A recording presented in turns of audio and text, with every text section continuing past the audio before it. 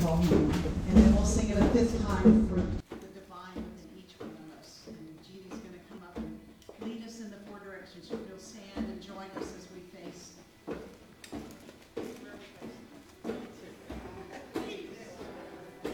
Good morning, everyone. Good morning.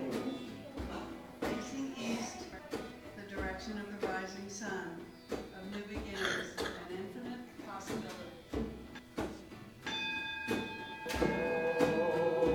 Great Spirit.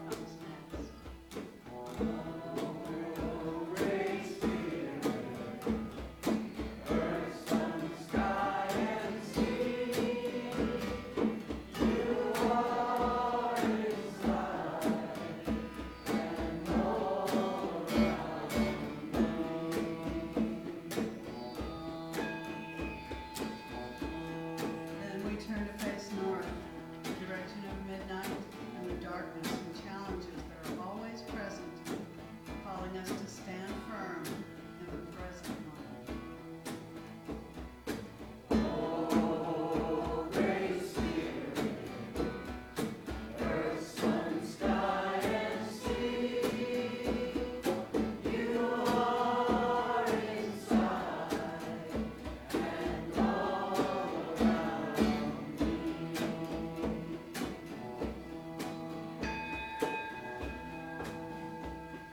And finally, we turn within to the realm of spirit, to the infinite now, unfolding within and around us.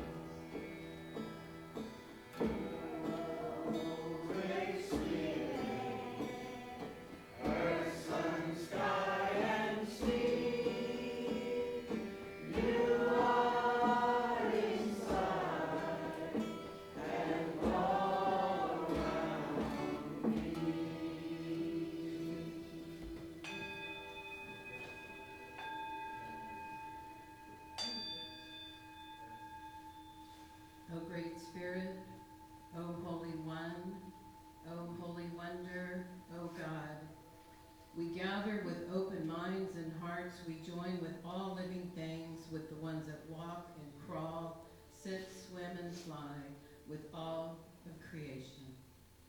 And as we embrace the great mystery of who you are and how you are in our lives, we release into the now gratitude for all that is. We embrace all of humanity as we know they too simply want to connect to the greater good. With all of life, help us to remember love and creativity at the core of creation as we affirm we are one. And again, we are one. And feeling the power of this connection, feeling the strength and joy in and out of this circle, feeling everything that comes up for us today, let us remember we are never alone. So for this, and for so much more, we say, thank you, thank you, thank you. And so it is. Now, Rudi and Mighty Mighty Circle Band.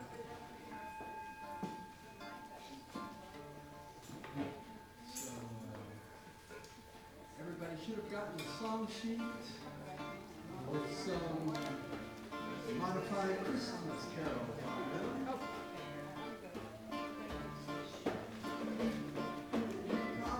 They should have gotten another song sheet besides that one, a full-size sheet of paper with God rest ye merry gentlefolk. Nobody didn't get one, words are slightly different from the one you might have grown up with, but here we are. God rest ye merry gentlefolk, let nothing you dismay. For in the heart of darkness the light is born this day, to aid us in our times of fear and guide us on our way. Oh, tidings of comfort and joy, comfort and joy. Oh, tidings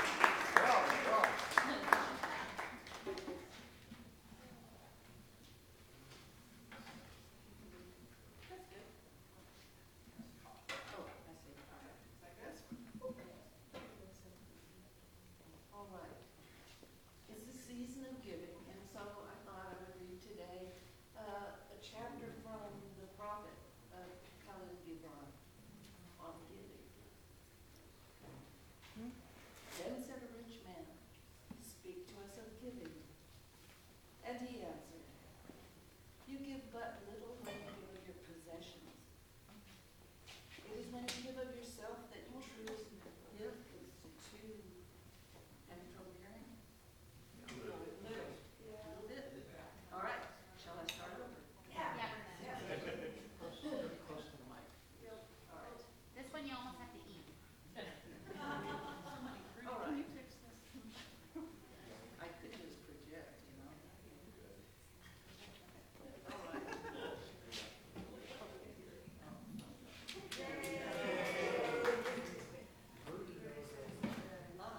Okay.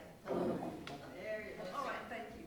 Oh, okay. So this is from the prophet of Caleb. Then said a rich man, "Speak to us of giving." And he answered, "You give but little when you give of your possessions. It is when you give of yourself that you truly give. For what are your possessions but things you keep and guard, for fear you may need them tomorrow? And what is fear of need but need itself? It is not dread of thirst. It is not the dread of thirst when your well is full, the thirst that is unquenchable. There are those who give little of the much they have, and they give it for recognition. And their hidden desire makes their gifts unwholesome. And there are those who have little and give it all. These are the believers in life and the bounty of life, and their coffer is never empty. There are those who give with joy, and that joy is their reward. And there are those who give with pain, and that pain is their baptism. And there are those who give and know not pain in giving, nor do they seek joy, nor give with mindfulness of virtue. They give as in yonder valley the myrtle breathes its fragrance into space. It is well to give when asked, but it is better to give unasked through understanding. And to the open-handed, the search for one who shall receive is joy greater than giving.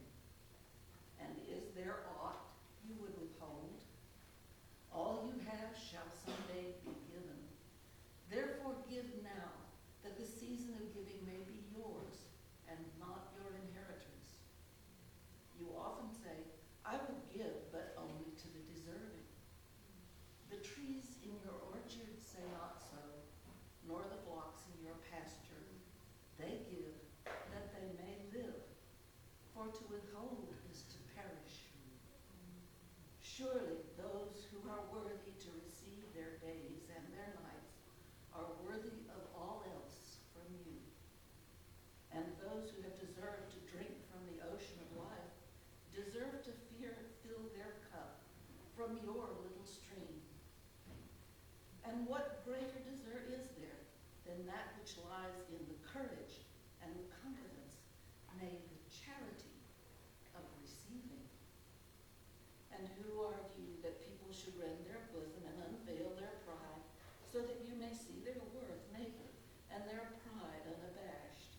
See first that you yourself deserve to be a giver and an instrument of giving.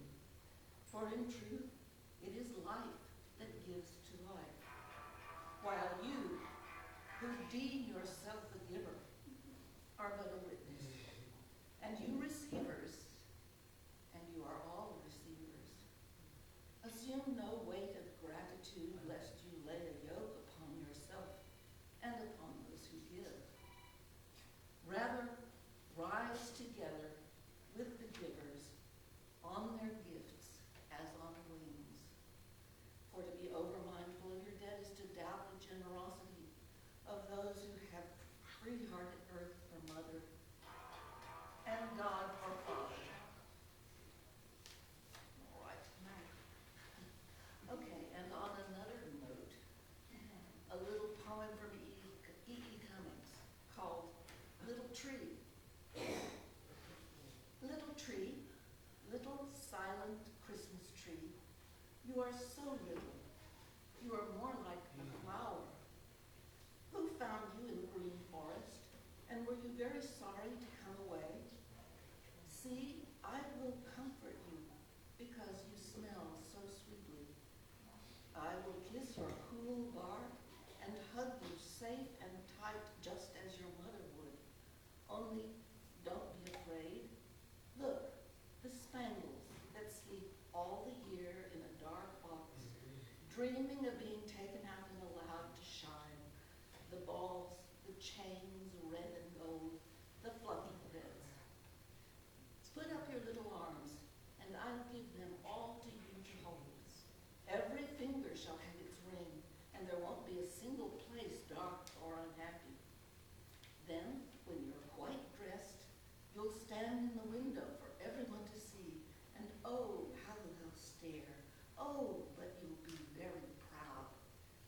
And my little sister and I will take hands and look up at our beautiful tree.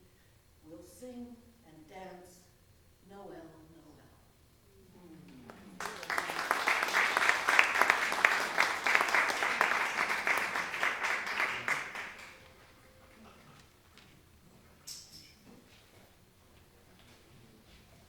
Good morning, everybody. Morning. Take a deep breath. Sigh.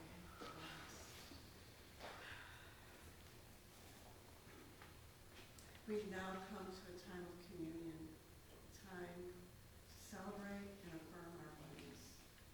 And as a symbol of our metaphysical oneness, we will share 4 long, deep breaths together. Sandra may have given each of you a small cotton ball infused with a lovely, precious essential oil, and we will use this to focus and to remember we're literally breathing the very same air. And when we inhale, we not just ingest the air, but we digest it fully and mindfully throughout our lungs and our entire body. And when we exhale, we let go of all that is past and all that is keeping us from being present in this precious moment. We will inhale at the ringing of the bowl. Inhale. And exhale.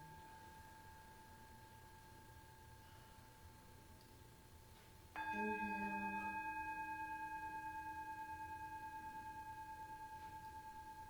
And exhale. Again. Inhale.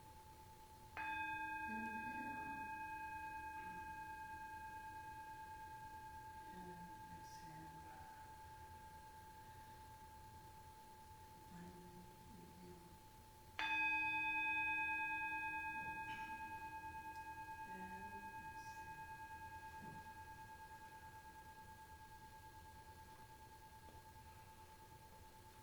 Truly, we are one.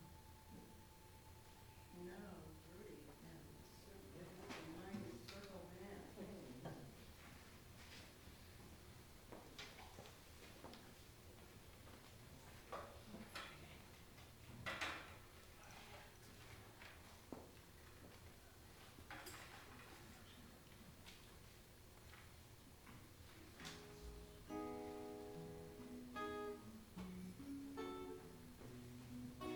The spirit of giving and receiving. I didn't buy a gift for you this Christmas. I tried, but couldn't find a thing. So I decided to do was to write this song for you in hopes your heart might ring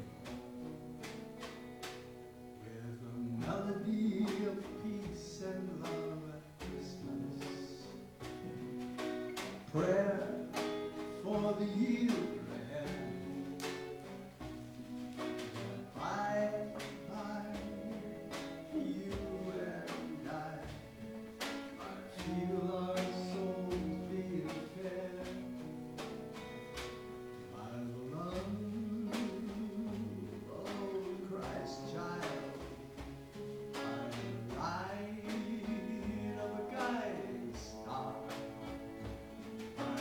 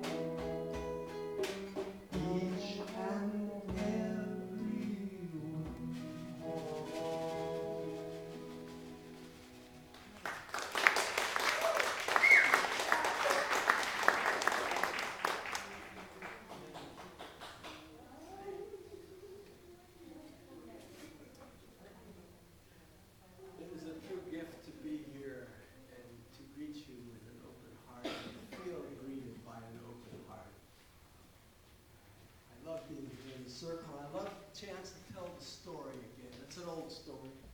It's been told for thousands of years. There's reasons it's been told for thousands of years. It's an important story. We need to be reminded of again and again.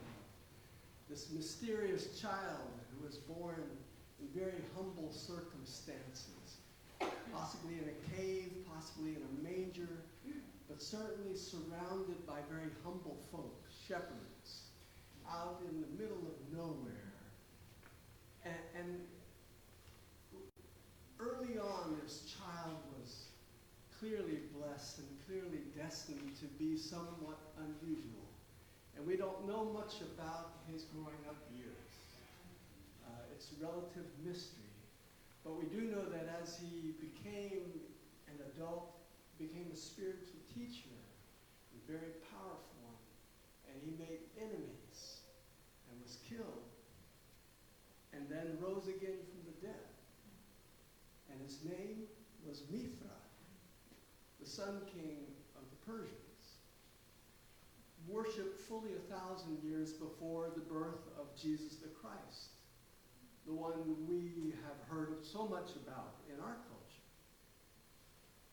It turns out that the story of a mysterious child being born in mysterious ways and somehow coming to a spiritual insight that could feed others and then be persecuted for it and killed, but then rose again from the dead because the power of his teachings was so strong that it needed to live. This is an ancient story told in many ways by many different people with different details, but there is power in particular for us, those of us who are raised in this culture here in the Western world. In gathering in the circle, it's a little tricky to say Merry Christmas. Because there is part of me that wants to say Merry Christmas. All of us, it's in all the greeting cards, in all the grocery stores, it's certainly in all the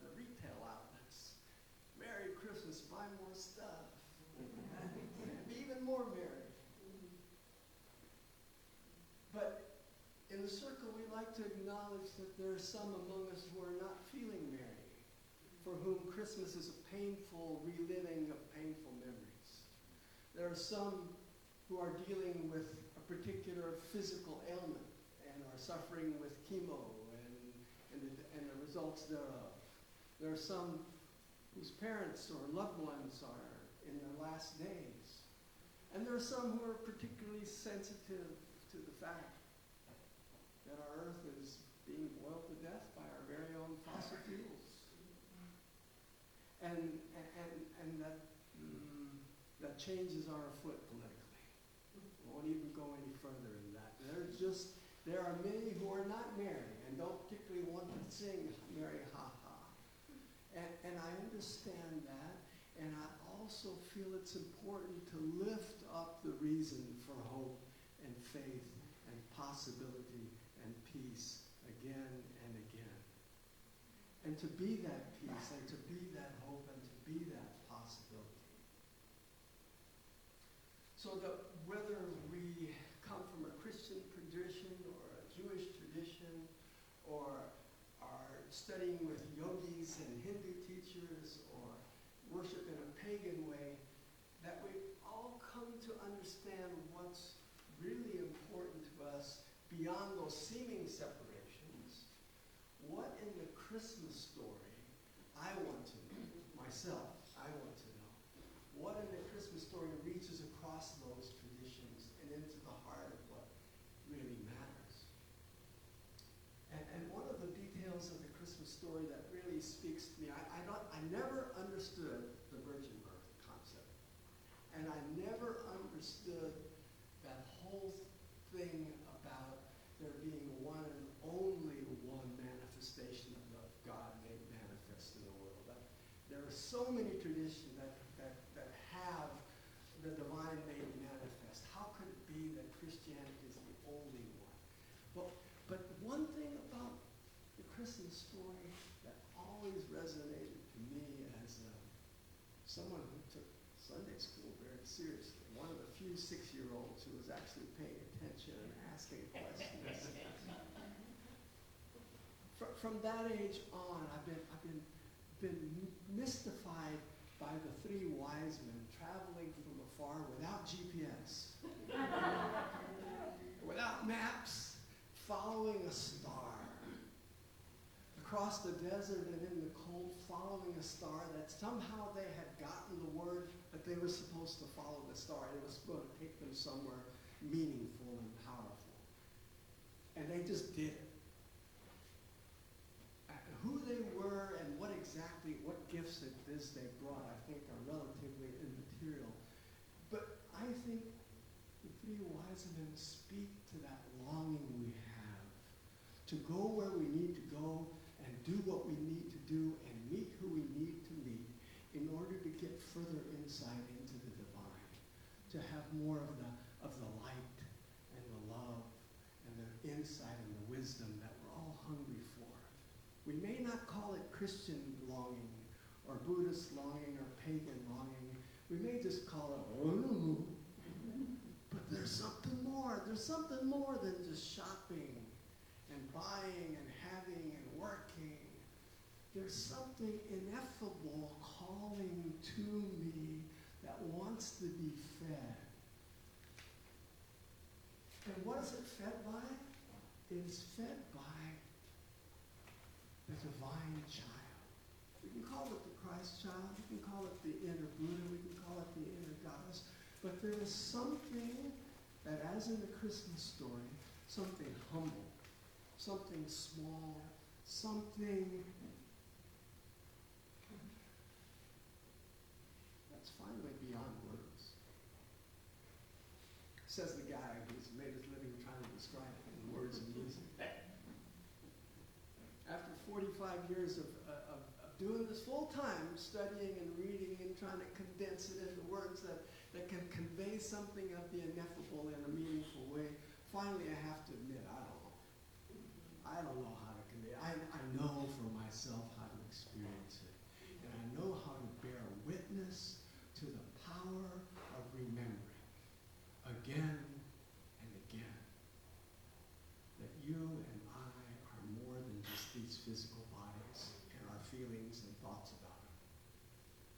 Because our feelings and our thoughts are powerful, our body is wonderful and miraculous, but there's more. There was more to me before this was born. There'll be more to me afterwards, after this thing takes its last breath. And what that moreness is, I cannot really describe. And it doesn't matter. It's beside the point. Describing it and figuring it out and analyzing it and trying to convince somebody else of it, that's beside the point. The point is, can I remember to let my inner longing lead me, followed by divine light, to someplace humble? To let myself get off my high horse. All the things I know, and all the stuff that I know better than you. I certainly know it better than you. Definitely know it better than them in Washington, D.C. If I can just get off that high horse of knowing better than, and stop being general manager of the universe long enough to stop being right and be humble and come back to the manger, which wasn't in Jerusalem, the capital city. It wasn't in New York City. It wasn't in Hong Kong and the Bright Lights. No, it was in a humble little town called Bethlehem in a manger. And we're called again and again, whatever our beliefs, whatever our political system, whatever our understanding, to come again and again to a place where we just don't know that much. And are willing to be filled with the fullness, and the bigness, and the truth of who we all are. Each and every one. The ones we love, and the other ones, too. Easier said than done. I forget it on a regular basis. Not like I've mastered this stuff. But I do understand there is real power in remembering again and again. Because each time I remember and come fresh to this moment, each time I come to the manger, each time I remember that the divine light leading me across the desert will always be available, each and every time, whether I believe it or not. And I believe it most of the time. And when I don't, I remember it's okay to believe it anyway. And to choose again and again to say, I don't know. It's a mystery to me. I have no idea what I'm doing with my life. I got no idea what we're going to do next. I certainly have no idea what's going to happen to this country or to the planet. But I know I can follow that star, that light, that inner longing, and arrive at a place of peace. At least that's my story. I'm speaking to you.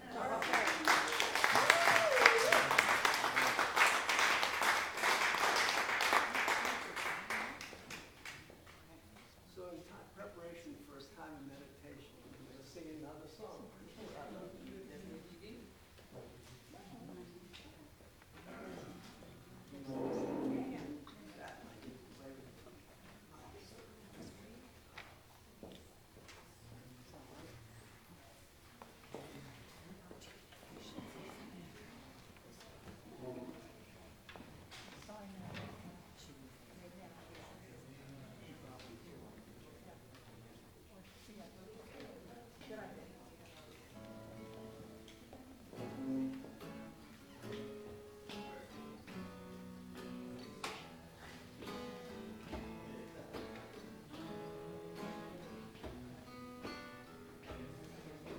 The reason for the season can't be wrapped in pretty paper. We're tired to a perfect bow.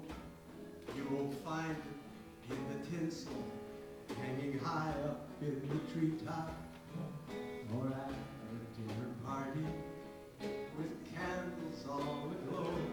For the reason for the season won't be coming down the chimney, nor can it be delivered from somewhere overseas. No, the reason for the season is much closer than imagined. It's as simple as remembering to feel your heart and beat.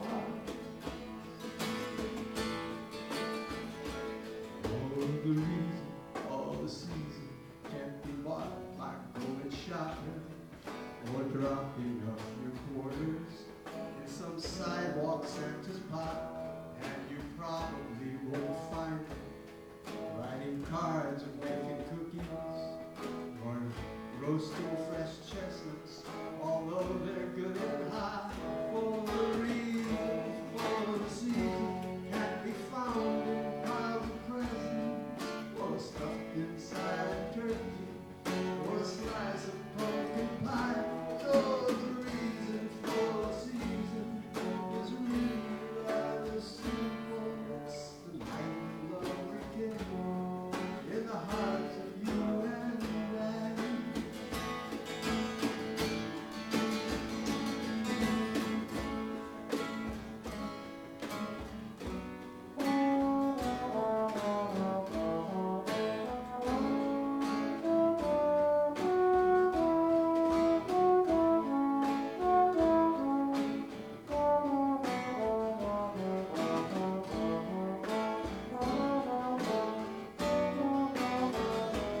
Hark the herald angels sing, glory to the newborn King.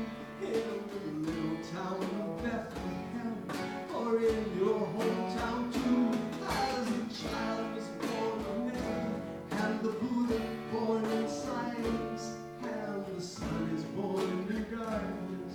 May light be born in you.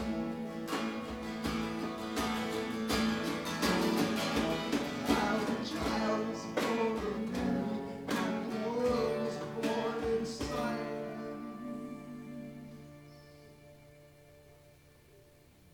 And the sun is born in darkness. May light be born in you. In the end,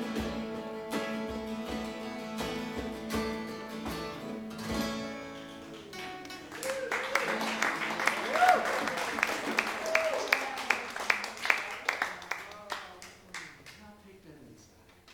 I love the applause, but won't you just take it inside, the truth that the light longs to be born in you. And that you long to have this light flow to you, through you, from you, as you live the world. For this is what you were born for.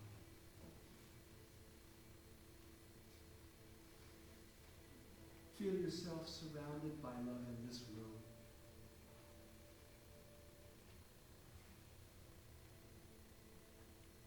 Feel that those around you have come as you have come.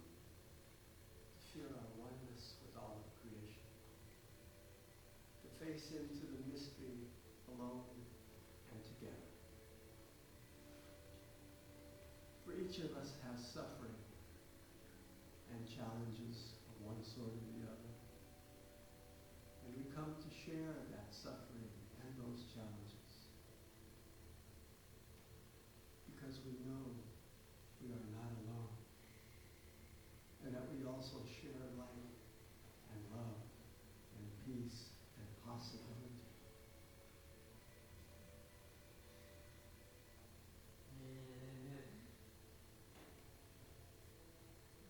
Feeling the truth of that.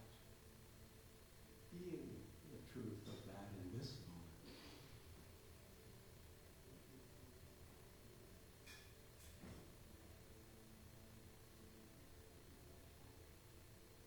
Simply allow that one light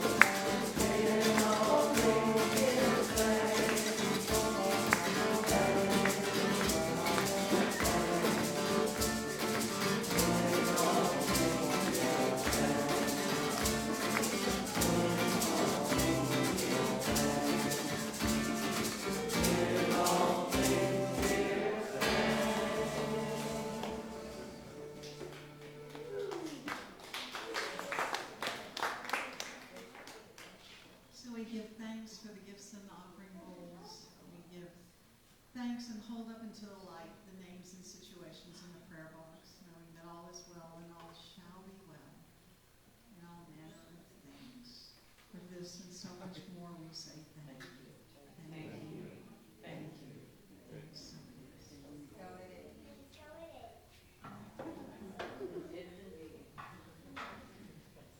So, just a few announcements that we have. First of all, if you're planning, we hope you're planning to stay and join us for our potluck. And if you didn't bring anything, don't worry, there is more than enough food for everyone. If you brought an item for the upcycled gift exchange, does everyone have a wooden number? Okay. And some of you brought more than one thing, and some have said that they don't want to go home with anything. There are those of us who are downsizing in our lives. So, but we do not want to be left with anything here. So if you brought it and it's still there, please take it back with you, or and find another good home for it. And in a moment we'll begin, and we'll just call out number one, and number one will go pick the gift of their choice, and we'll go on with number two until we get to the end. Also, just a reminder that we have the burning bowl and our letter of intention writing coming up on January 12th. And then on January 26th, we have the Celebration Circle's 33rd birthday party. So we'll be here. We'll do a silent auction, and we'll have lots of music and a potluck again. So we hope you'll plan on joining us for that. Couple things. I want to say that we have done a year-end fundraising campaign, and there's still, another week or so to go. But we have raised almost $5,000 so far. Thank you all for that. That's a great way for us to end the year. And we also have pledge cards, if that's something that you're interested in doing, is kind of committing to the next year on monthly or weekly or whatever. One time is fine too. Commitment. We're grateful for that. Another thing that we've just discovered is that we even get credit at Office Depot for taking in printer cartridges.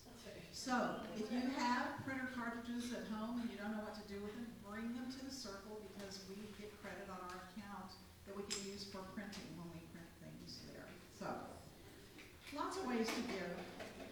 Any other announcements? Mark? For those of you that New Pleasant Meal, my understanding is on the 28th of this month, they're going to be having a memorial service. Oh, wonderful. Do we know where? Let's see. La Fonda? Yeah. La Fonda on May. on I May. think the time is like 2 p.m. 2 on 28th. That was for Pleasant Meal, your friend and And Mark will put it in Facebook Friends. Facebook Friends. If you're not on Facebook Friends, that's an opportunity for you to, it's just sort of a smaller, more intimate Facebook group, and it's not out there in the world for everybody to see. It's just sort of all of us talking to each other. So that's an opportunity to think about if you're not on there already. Anything else? Maria. Hi, is anybody getting to the small ornaments? I have some extras here, so. Oh, thank you for bringing those for us. That's so kind of you. Thank you. So let's all gather to with your song sheets for our closing, one of our closing songs.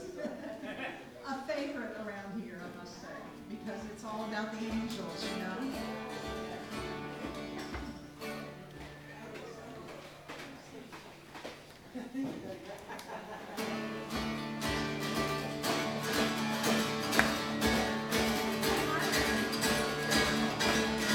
Angels we have heard high, singing, singing over the plain.